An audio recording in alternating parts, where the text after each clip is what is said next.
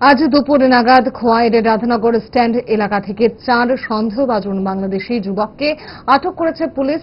খোয়াই থানার পুলিশ তাদের বাড়ি বাংলাদেশ বলে প্রাথমিকভাবে জানতে পেরেছে পুলিশ। কিভাবে তারা ভারতীয় ভূখণ্ডে এসেছে তার পূর্ণাঙ্গ তদন্ত করছে পুলিশ। ধৃতদের থানায় এনে তাদের নাম পরিচয় সহ সামগ্রিক তথ্য জানার চেষ্টা করছে খোয়াই থানার পুলিশ। সংবাদ মাধ্যমকে এমনই জানিয়েছে থানা আধিকারিক।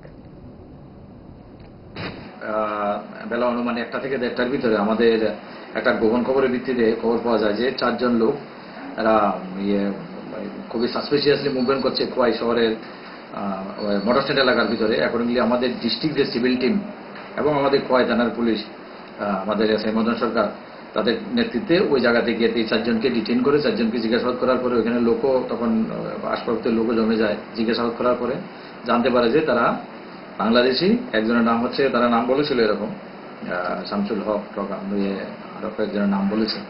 তো বেশিরভাগ বাড়ি হচ্ছে ওদের চাঁপাইনবাবগঞ্জ।